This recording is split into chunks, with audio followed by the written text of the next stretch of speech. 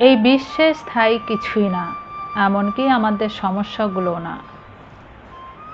আপনার দর্শন ও স্বপ্নকে নিজের সন্তানের মতো লালন করুন, কারণ এইগুলোই আপনার চূড়ান্ত অর্জনের প্রতিচিত্র হয়ে উঠবে। নিজের লক্ষ্য স্বপ্নকে আপনার আত্মার সন্তান হিসেবে লালন করুন, এইগুলোই আপনার চূড়ান্ত সাফল্য নকশা হবে। জেগে ওঠো, সচেতন হও এবং লক্ষ্য না পৌঁছানো পর্যন্ত থেমো না।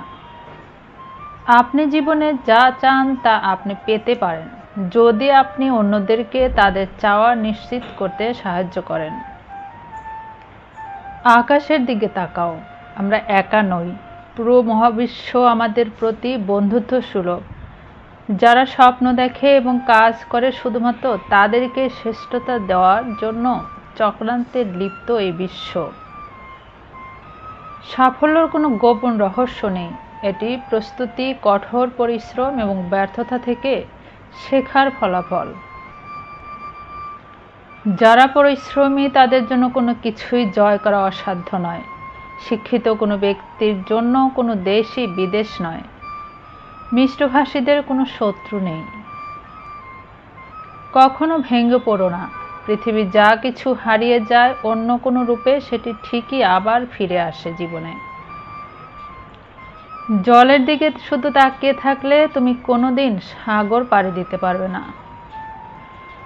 ক্ষমতা হলো সূর্যের আলোর মতো, তাতে কেউ আলোকিত হয় আবার কেউ পুড়ে শেষ হয়ে যায়। আপনি যদি গরিব হয়ে জন্ম নেন তাহলে এটা আপনার দোষ নয়, কিন্তু যদি গরিব থেকেই মারা যান তবে সেটা আপনার দোষ। হাজারটা নয়, আপনি যা করতে চান তার জন্য একটি বড় কারণ খুঁজুন, সেটাই যথেষ্ট।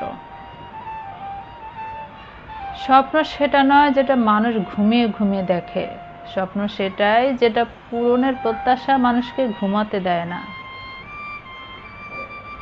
আমি ব্যর্থ হইনি, আমি মাত্র 10,000টি উপায় খুঁজে পেয়েছি যা কাজ করবে না।